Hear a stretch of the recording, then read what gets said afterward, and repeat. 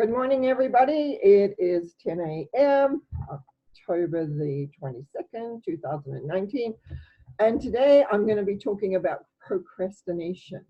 Of course, no one of you who's watching or listening procrastinate. What I found was really interesting was the Oxford Dictionary says procrastination is the action, it's a noun, by the way, the action of delaying or postponing something.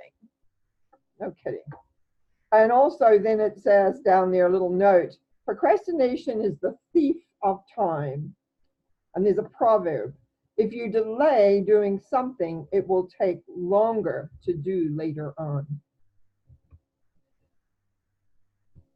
One of the things I learned about procrastination quite early, thanks to the wonderful tarot, was that there were two major ways in which we procrastinate.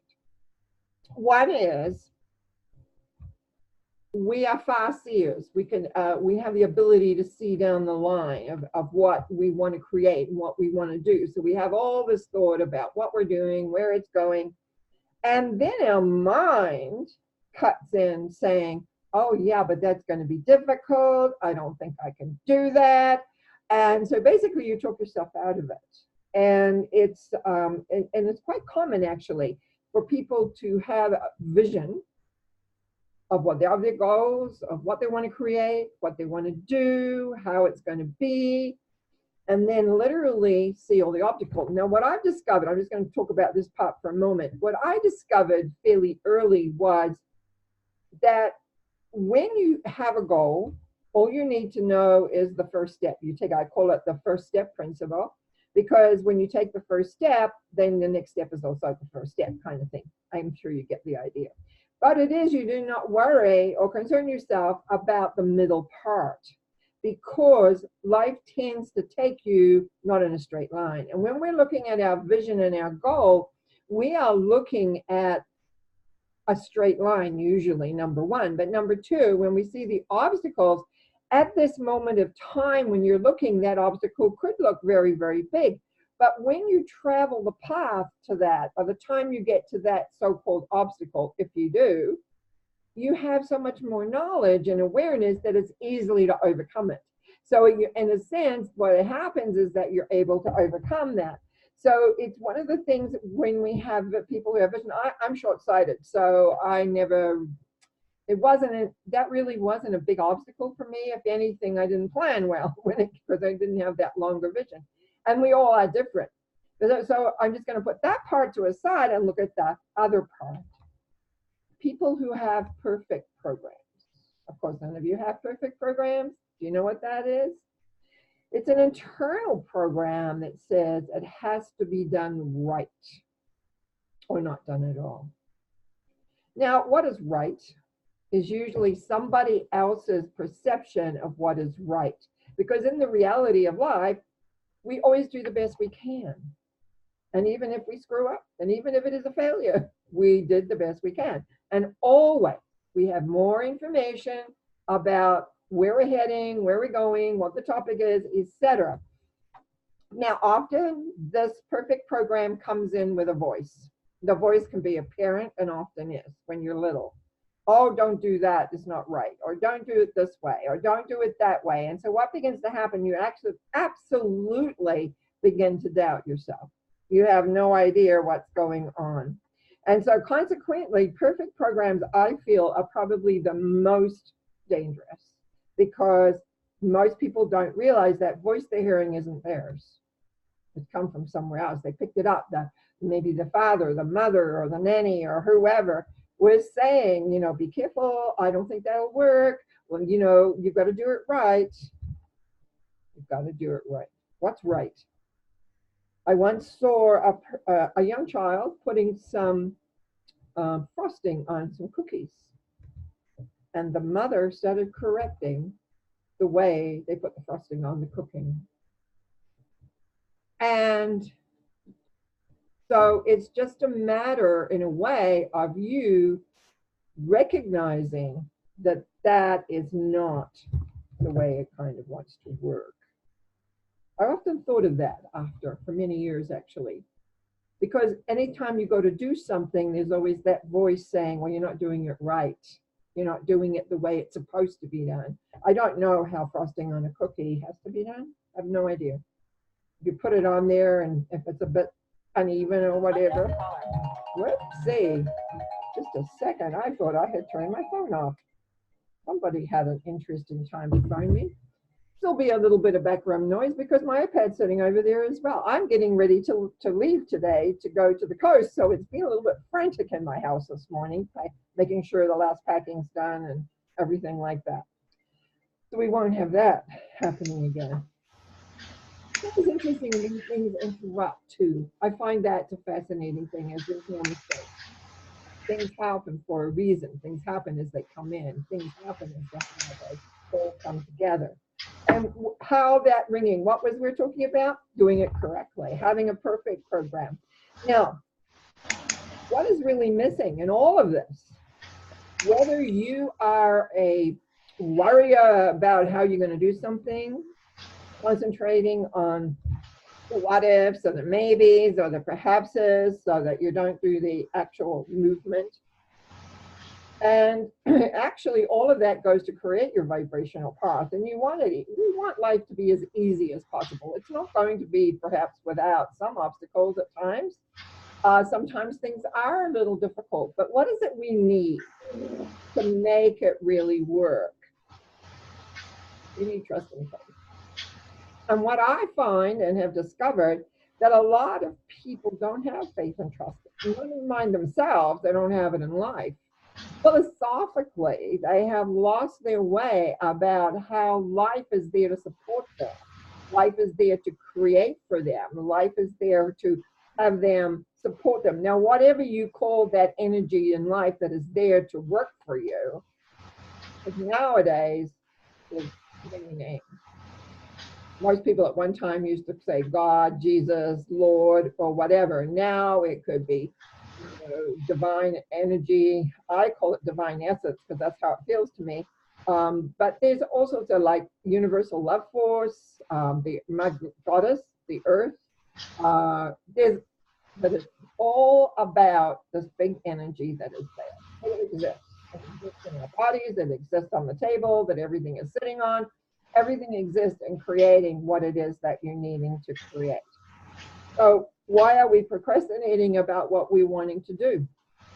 First of all, you need a goal. What I find often, people don't really have goals. They just kind of, oh, I'd like to do this or I'd like to do that.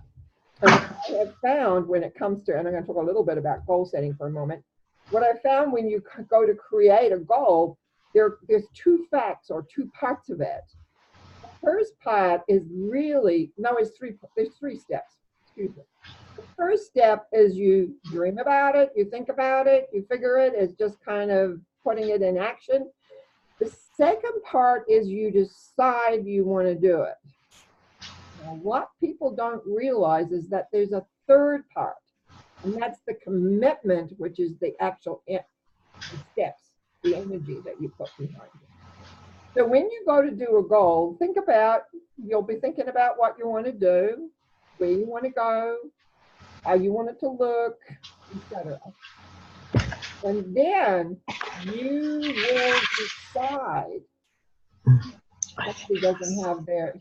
Somebody doesn't have their turned off. Jane? Oh, she's back. Jane, there you go. Thank you. But I hear you papers. And it's great that you have papers, but we want to make sure it flows. So again, where does this, see, this is a touchy topic. How do we actually create? Because we procrastinate, as I said, through two major elements. Perfect programs or we just don't see how we can do it. And I'm going to come back to that mental element in a moment. But let's go back to goal setting for a second. When you contemplate and think, that is already going out into the universe. So, but it's not in real type form yet. It will go into type form. What I mean by type form, you'll give it some energy when you decide, yes, I'm going to do this. What I discovered, that many people stop at that point.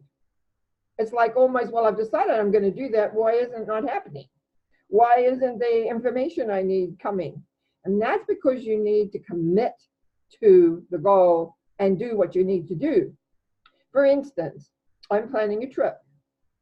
Actually, I've got several trips going, but I'm planning a trip to go and get some sunshine in February. So I contemplated. In fact, I talked to a friend who phoned me up and said, I want to come too. So that made it, then I had to really decide, am I going or am I not going? And so there's that wobble time, right? And there was a little bit of a wobble time because of some of the, because there's two of us living on different sides of the country here, what we were going to do. Anyway, I tried online. It got more and more confusing. Because it involves another country, and it was getting, so I just went in and saw a local travel agent. And next thing I knew, I had flights that were fitted in the pocketbook. Everything else began to fall in place. Still a little bit of a delay because of my friend, and eventually everything all came together. So when I made the commitment that yes, I want to do this, many things fell in place that weren't coming together at all. I just decided, but then slowly and slowly and slowly and slowly, it all came together. And today, we know exactly when we're leaving. We know exactly when we're arriving. We know exactly basically what's happening because we followed through. We did not procrastinate it. I was at the point when I was contemplating this, I thought, oh, this is a great idea. But when somebody said, yeah, I think I want to join you in that idea, I then became committed and did the steps that needed to be done. And so often we'll decide and do some preliminary things, but then it looks kind of big, like me with the internet trying to figure out. And I was going, well, first of all, I can't afford that much money. Forget that. No, that I wanted to pay that. Anyway, it wasn't maybe I couldn't afford it, but I didn't want to pay that much. Travel agents spent quite a bit of time figuring out the best way we could do it that would make the best economic way, which meant we could have spending money, etc. Because we're going to have a little bit of reality in our world too. And that's again something often what happens when we begin to embrace a philosophy that the universe gives to us. We don't always stop and take a look at what the reality actually is. How does the reality work with this? Does it fit into your timeline? Is it best suited for you? All those different things. But that's not really what we're getting at. We're getting at having things happen, because you can't talk about procrastination without talking about creating. That's from my perspective. So let's go back to the perfect program for a moment. Many of you know a lot of my work. Energy releasing is one of the big things that I do, especially the energy releasing in relation to other people's energy. Most of us are raised with parents or caregivers, or we're maybe not raised by those, but we're raised by people. And those people have words. Those people have energy. And those words and those energies you absorb. If you're like me, you absorb when you're young, you absorbed everything. So it made it difficult to figure out for who I was, because I had all this other stuff running around inside. So if you happen to lived with or been influenced by a person who has has a perfect program, you will pick that up. And you will have that little voice in there that is consistently saying to you, do it right. Now, they may not be the exact words, but it'll be similar. Instead of being relaxed and at ease, it'll be, do it right. And what I found, and I was very fortunate to run into this exercise very early in my journey, was I was able to take those thoughts and release them totally, pull them out, pull the energy out, pull it away. And I do have a process which I just call basically energy release, which can be used for people, feelings, thoughts, but other people's energy in particular, because we can get the thought, but we want the energy behind it. We want it gone, so we don't have those thoughts. And it's so freeing inside the mind not to have those thoughts running. So that part really goes. Now, The other thing what we talk about is the vision. When you have vision and you, again, the voice will be saying, it looks big. I don't think you'll get over that obstacle. I don't think you can do this way or that way. So all of it becomes very, very unsettled.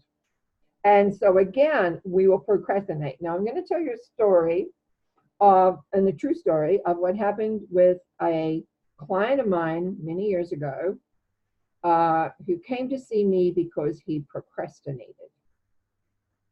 Now, at that time, I was doing working with the frozen inner child aspect. He told me his story, and then we began to go inside and have him talk to himself. And he had a 6-year-old there, and this 6-year-old was quite frightened and was the one that was kind of not sure of anything. And usually we have an ability to be able to transform the energy using light or love, divine love. And it wasn't happening. And then my teacher voice, my helper inside my head said, remember, he was beaten as a child. So I said to him, look around, is there any other 6-year-olds? Well, there was. The 6-year-old that had been beaten was hiding. The 6-year-old that had received a lot of knocking around. And what happens in that, I'm going to put my hands up, is that we have a whole child, and then we have trauma, which can be sexual and or physical in particular, and they split into two. As they split into two, they have now 2 different belief systems. They'll make 2 different decisions. In this one, the 6-year-old that was hiding was scared to do anything because he thought he was still 6, because he was going to get hit. So once we could clear out everything from both 6-year-olds, so that they basically, and then reunited them, grew them up to the present. I ran into the gentleman, because we used to cross paths actually, and I said, how's it going? He said, I'm not procrastinating anymore anyway. So he was happy with that. So very often we're not aware of how things have worked in our life. And actually my inner voice hadn't said, remember, because I was going, why is this kid not transforming? What's going on here? Because he had another part of him that had been split off. So yes, and that was the one that was hiding, that was actually in charge of all the procrastination. Fear. Now I'm going to say one more couple of things too. What really runs a lot of us is guilt and regret. So we feel guilty. Now that often is part of the, guess what? Perfect program. We feel guilty because we didn't do it right, or we didn't get it right, or, it's like me, the phone goes off. I could feel really guilty about that. That was supposed to have been taken care of. Was one step I forgot to do.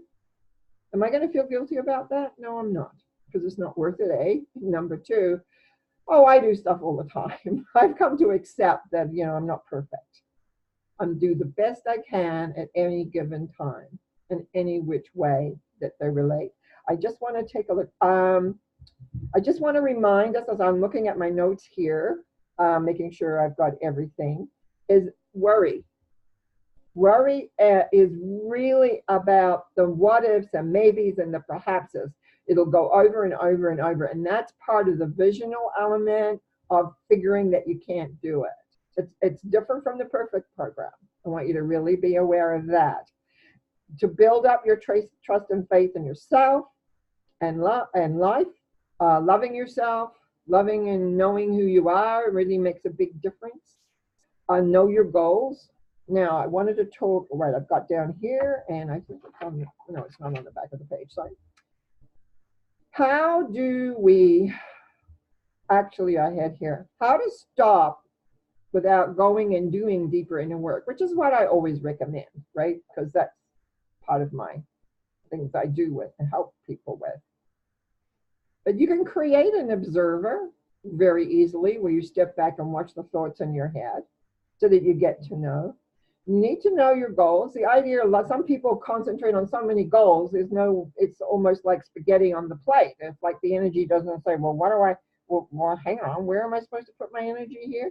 So in other words, you're not giving the universe any kind of direction, really, because there's too much happening. So you don't really want to be concentrating perhaps on more than three until you get very, very clear and very, very confident. Now, so when you have a thought that does not support your goals, now in one of my books called Secrets for Living Happily, I write in there, this is very early in my writing days, you can say, perish that thought. In other words, you see it evaporate, and you can replace it with the end result of what you're wanting, i.e. your goal. My easy way today of teaching that is to freeze, evaporate, and replace. In other words, you have a thought that does not support you or your goal. If you're working on a goal and it comes in there like, oh, you can't do it, or why am I even bothering? Who knows the thoughts that go on? You can freeze it in space and time. You can evaporate it. You can replace it with the end result. And that's another thing that a lot of people don't do. It's like they go apples and oranges. Well, I don't like the apple, I'll replace it with an orange. That doesn't really help in the long, bigger picture. What you're needing to do is constantly working on what you are wanting, end result. Because you're going to be walking your path, but you want that end result to come in. And you want the universe to know that is the end result that you are wanting. So you need to use your mind to support you in creating what you want. And the key often I find is slow and sure. Some of us are like antelopes. We want to go very fast. We want it now. We want it yesterday. And that builds up a whole lot of frustration inside.